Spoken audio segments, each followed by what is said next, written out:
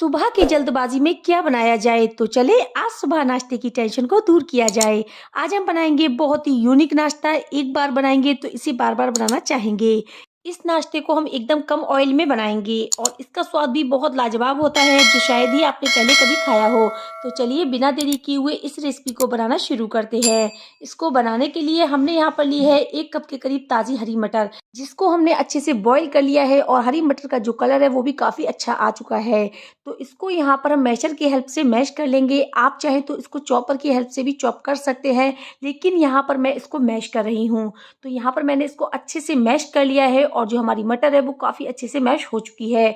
तो चलिए अब हम चलते हैं नेक्स्ट स्टेप की तरफ। तो गैस पर हमने एक पैन रख दिया है और इसमें हम डालेंगे 1 टेबल स्पून के करीब ऑयल। ऑयल अच्छे से गर्म हो जाएगा तो इसमें हम डालेंगे आधा छोटी चम्मच के करीब जीरा। जीरा अच्छे से जब क्रेकल हो जाएगा तो अब हम इसमें डाल देंगे एक तेजपत्ता। तेजपत्ता हो तो ज़रूर डालिएगा, इसका फ्लेवर मटर में बहुत बढ़िया आता है। दोनों चीज़ें अच्छे से क्रेकल हो चुकी हैं तो इसमें यहाँ पर हमने जो मैश करके मटर रखी थी वो हम इसमें डाल देंगे और गैस की फ्लेम को हम बिल्कुल लो रखेंगे। आप चाहें तो इसमें थोड़ी सी हींग भी डाल सकते हैं। हींग से मटर में बहुत ही अच्छा फ्लेवर आता है। तो यहाँ पर हमने इसको अच्छे से कर लेना है मिक्स और इसमें हम डालेंगे आधा छोटी चम्मच के करीब नमक। नमक से जो मटर है वो बहुत जल्दी गल जाती है। और इसमें हम डालेंगे 1/4 चम्मच के करीब हल्दी पाउडर और इसको हम अच्छे से मिक्स कर लेंगे। यहाँ पर हमें इस बात का ध्यान रखना है कि जो मटर है वो बिल्कुल भी जले नहीं। तो इसको हमने यहाँ पर 2 मिनट के लिए कवर कर देना है। 2 मिनट हो चुके हैं तो इसको हम खोल कर देखते हैं। जो मटर है वो काफ़ी अच्छे से हमारी गल चुकी है। हमने मटर को पहले ही उबाल लिया था, जो बाकी का कच्चापन है वो भी बिल्कुल निकल चुका है और इसको अच्छे से मिक्स करते हुए हमने यहाँ पर चला लिया है। यहाँ पर ये अच्छे से मिक्स हो चुकी है। तो इसमें हम डालेंगे ढेर सारा कटा हुआ हरा धनिया। हरे धनिये से इसका जो टेस्ट है वो बहुत ही बढ़िया आता है। और इसमें हम डालेंगे 1 हरी मिर्च, जिसको हमने फाइन चॉप कर लिया था वो हम इसमें डाल देंगे। और इसमें हम डालेंगे 1 इंच अदरक का टुकड़ा, जिसको हमने अच्छे से मैश कर लिया था वो हमने इसमें डाल दिया है और इसको हमने अच्छे से मिक्स कर लेना है। इस स्टेज पर हमने गैस की फ्लेम को बिल्कुल लो कर दिया है और इसमें हम डालेंगे 1 टेबल स्पून के करीब धनिया पाउडर, 1/4 टीस्पून के करीब लाल मिर्च पाउडर और 1/4 टीस्पून के करीब गरम मसाला। और इसको अच्छे से हम मिक्स कर लेंगे। मिर्ची आप अपने हिसाब से कम या ज़्यादा भी कर सकते हैं। इसको हमने अच्छे से मिक्स करते हुए चला लेना है। ये अच्छे से भुन चुका है तो गैस की फ्लेम को हम ऑफ कर देंगे और इसको हम एक प्लेट में निकाल लेंगे। तो चलिए अब हम चलते हैं गैस की तरफ। तो गैस पर हमने एक कढ़ाई रखी है। इसमें 1 कप पानी डालेंगे। पानी को गर्म होने के लिए छोड़ दिया था और इसमें हम डालेंगे आधा छोटा चम्मच के करीब नमक और इसमें हम डालेंगे 1 कप के करीब चावल का आटा। तो यहाँ पर अगर आपने 1 कप पानी डाला है तो यहाँ पर आप 1 कप चावल के आटे का इस्तेमाल करें। तो यहाँ पर हमें इसको अच्छे से मिक्स करते जाना है और पकाते जाना है। गैस की फ्लेम को हमें लो टू मीडियम रखना है और इसको अच्छे से मिक्स करते हुए हम पकाते जाएंगे। जब ये अच्छे से पकने लगेगा तो ये एक साइड में इकट्ठा होने लगेगा। आप चाहें तो अपने हिसाब से इसमें थोड़ा पानी और ऐड कर सकते हैं। जब ये पकता जाएगा तो ये एक साइड में डो बनकर तैयार हो जाएगा। तो गैस की फ्लेम को हम कर देंगे बंद और ये देखिए इस तरीके से ये डो के फॉर्म में आ चुका है। तो इसको हम ठंडा होने देंगे। इसको हमने एक बाउल में शिफ्ट कर लिया है। तो इसमें अब जाएगा 1 टेबल स्पून के करीब कुकिंग ऑयल और इसको हमें अच्छे से हाथों से मसल लेना है। तो यहाँ पर हम जैसे कि नॉर्मली आटा गूंथते हैं उसी तरीके से हमने इसको अच्छे से मसल कर सॉफ्ट आटा बनाकर तैयार कर लेना है।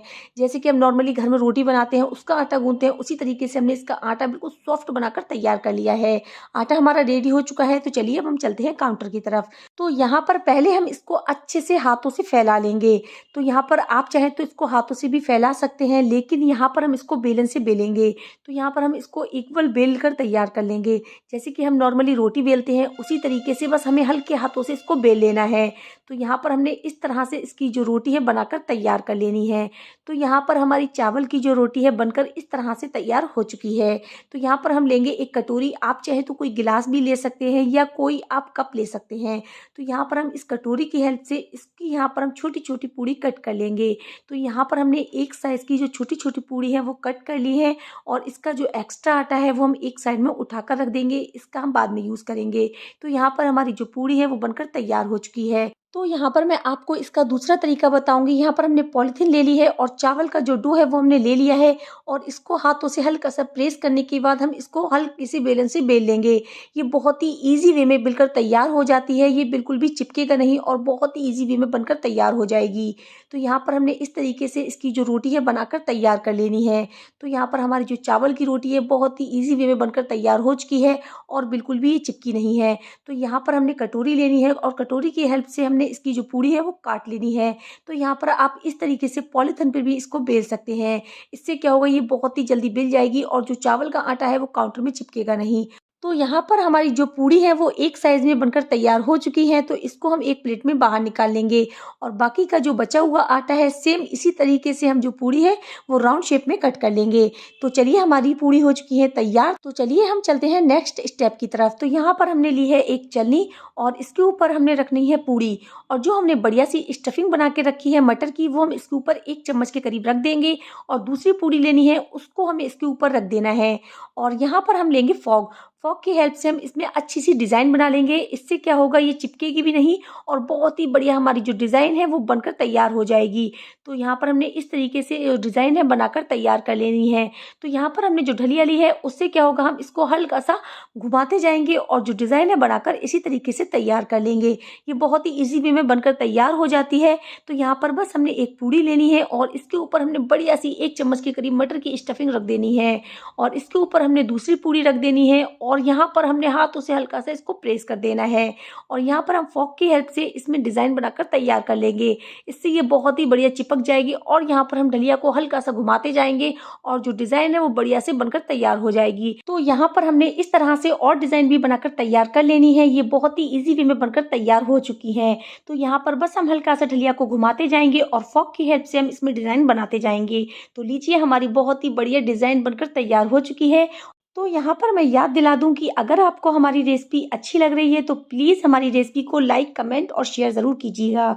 तो यहाँ पर हमने जो सारी पूड़ी है वो इसी तरीके से डिज़ाइन बनाकर तैयार कर ली है। खाने में टेस्टी और देखने में बहुत ही ज़्यादा खूबसूरत नज़र आनी चाहिए। तो यहाँ पर हमने सारी पूड़ियाँ इसी तरीके से बनाकर तैयार कर ली हैं। तो यहाँ पर हम लेंगे थोड़ी सी कलौंजी और कलौंजी की हेल्प से हम इसको यहाँ पर हल्का सा डेकोरेट कर देंगे।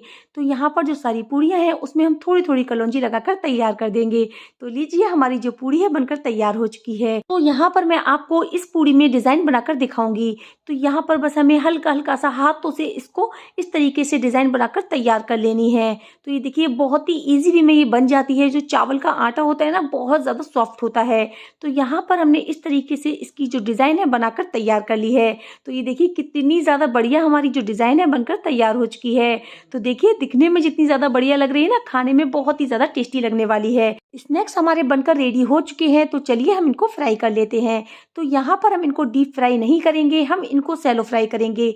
तो यहाँ पर हम इनको कम ऑयल में बनाने वाले हैं। तो यहाँ पर हमने गैस की फ्लेम को मीडियम रखा है। मीडियम फ्लेम पर हम इसको उलटते पलटते हुए अच्छे से फ्राई कर लेंगे। तो यहाँ पर मैंने पैन में आधा कप ऑयल को अच्छे से गर्म कर लिया था और 1 बाय 1 सारे स्नैक्स को इसमें डाल दिया था और अब ये अच्छे से फ्राई हो चुके हैं। तो इनको हम बाहर निकाल लेंगे।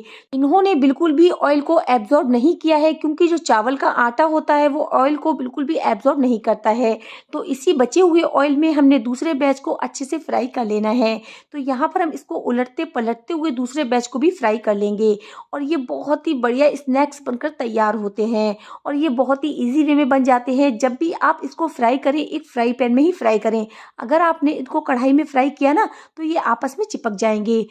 तो यहाँ पर इनका जो कलर है वो हल्का हल्का गोल्डन आ चुका है। तो इनको हम बाहर निकाल लेते हैं।